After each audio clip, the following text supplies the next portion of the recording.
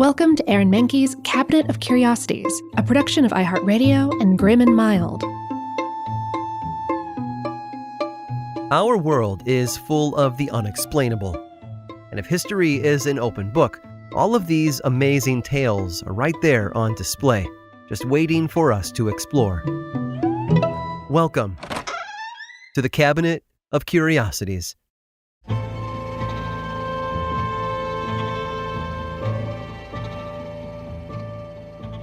Destruction has a way of leaving a trail through history, not just in the stories we continue to tell, but also in the physical evidence we can uncover, if we dig deep enough. For example, deep below the streets of modern London, there's something called the Boudica destruction layer. This small layer of red in the earth is a physical reminder of Queen Boudica's spectacularly deadly revolt against the Roman Empire. Cities as old as London have plenty of layers. They're usually all that remains of the land's extensive past, from old Roman roads to long-lost defeated kings buried under parking lots. They've slowly been built up and become the London we know today. Unfortunately, many of those layers, most in fact, were created by fire.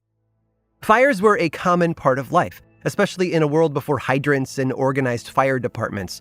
Instead, residents had to organize rapidly to take water from the nearest source, usually a well or a river, and form a bucket brigade to try and put the blaze out as quickly as possible. Sometimes they even succeeded before too much damage was done. London, like most old cities, was no stranger to fires. Boudica and her revenge was just one of the first recorded examples. In the year 60 CE, she and other tribe leaders banded together and burned cities like Londinium to the ground, creating her destruction layer of red-brown oxidized ash. London has been built and rebuilt several times over the centuries, often flourishing in between those destructive fires. But not even a century after Boudica's revenge, Londinium was destroyed again. No one knows what caused the Hadriatic Fire, or really even when it happened. Experts estimate sometime after Emperor Hadrian's visit in the early 120s. London managed to stay intact for a few more centuries, although admittedly St. Paul's Cathedral seems to have had terrible luck, burning down 9 times before the next fire in 1135. The Pentecost fire broke out near London Bridge, reportedly in the sheriff's home, and then spread out from there. One chronicler said St. Paul's burned to the ground again, but another disagrees. Given the building's history, I wouldn't be shocked if it had, though. The Great Pentecost Fire destroyed London Bridge, made of wood, of course, as well as the homes, ships, and other properties within 2 miles of the Thames. Despite the devastation of the blaze, though, this wasn't London's deadliest fire. That dubious honor happened years down the line. Like so many fires, the cause is unknown. We can speculate about the unattended ovens, dropped pipes, or careless trash fires until the cows come home, but no one knows how this great blaze began. Some people, though, suspect the weather. You see, it was July 10th, and England, like many other places in the North Atlantic, was going through a bit of a warm spell. The roller coaster of climate change means that we might be able to imagine what it was like. A hot day in July, maybe it was sunny and bright or rainy and muggy, although given what happened next, I'm inclined to think it was very, very dry. Someone would have taken up the call to warn the neighbors that a fire had broken out. From there, the news would have spread like, well, fire, pun intended. People would have scrambled for buckets, basins, and wash tubs to fill them and stand in line while others evacuated children, animals, and valuables.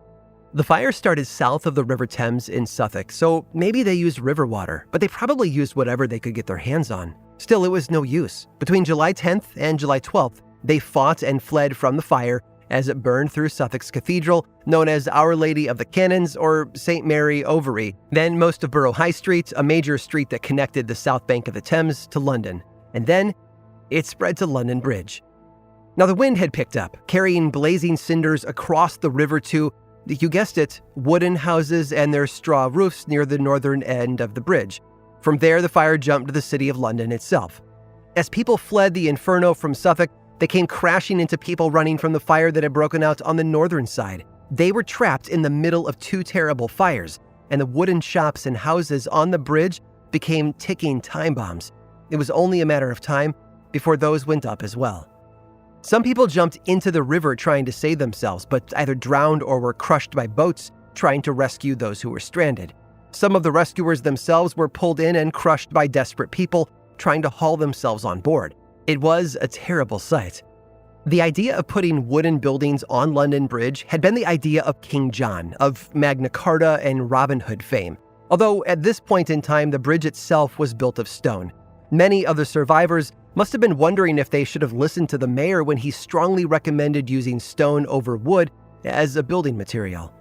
As you can tell by now, and the mention of King John of the Magna Carta, this fire was not the Great Fire of 1666 that everyone talks about today.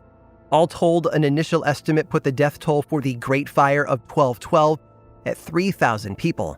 Many historians disagree, as the population of London was just 50,000 people at the time, and that number of dead would have been devastating. The city, though, was soon rebuilt. As for London Bridge, it may not have fallen down this time, but its luck would eventually run out. After all, how could we sing the song if it didn't?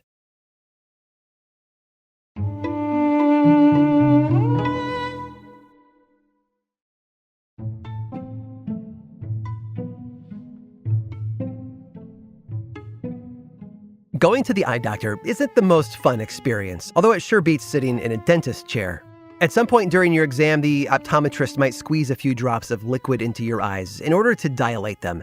This allows the doctor to see your optic nerve and diagnose potential underlying conditions, such as cataracts or macular degeneration. Today's eye drops may be uncomfortable, but they're a lot better than the ones made hundreds of years ago.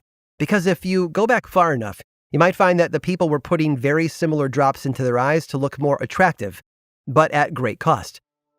They were derived from a plant called belladonna, or literally translated, beautiful woman. Its full scientific name is Atropa belladonna or atropine, but most people know it by its more common moniker, deadly nightshade. The genus Atropa comes from Greek mythology. It was named for one of the three fates, Atropos, who would cut the thread of life that had been measured and drawn by her other two sisters. And there was a reason for this name, given to the plant by Swedish botanist Carl Linnaeus in the 1700s, because those who consumed it would find their own threads cut short.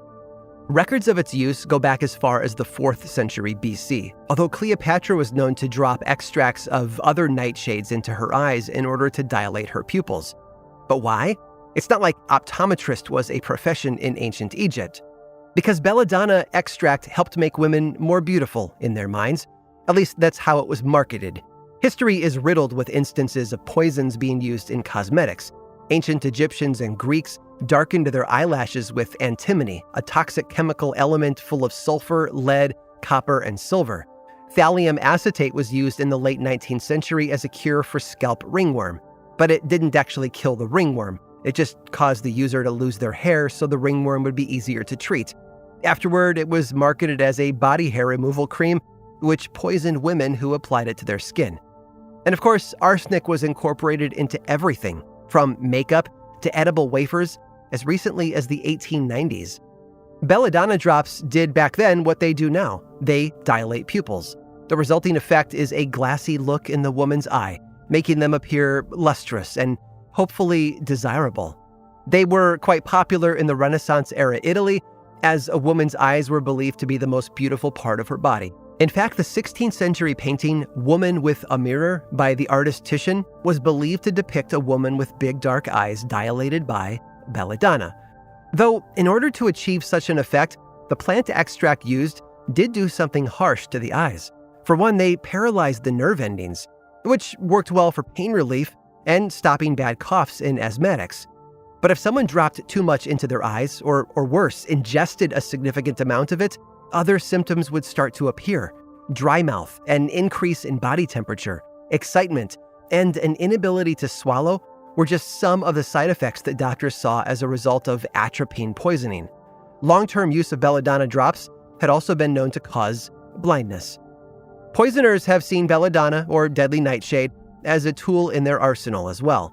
In 1994, an Edinburgh biologist named Paul Augeter was convicted of attempted murder after dosing his wife's tonic water, along with a dozen other bottles in a local supermarket, with the toxic chemical. The good news is that today, optometrists use an alternative to belladonna when dilating their patients' pupils, especially where children are concerned. But the plant is still incorporated into a variety of medicinal products, including eye drops, just a much more reasonable level than before. Because a doctor doesn't care if your eyes are sultry or seductive. They just want to see if you can see. I hope you've enjoyed today's guided tour of the Cabinet of Curiosities. Subscribe for free on Apple Podcasts or learn more about the show by visiting curiositiespodcast.com. This show was created by me, Aaron Mahnke, in partnership with How Stuff Works. I make another award-winning show called Lore, which is a podcast, book series, and television show, and you can learn all about it over at theworldoflore.com. And until next time, stay curious.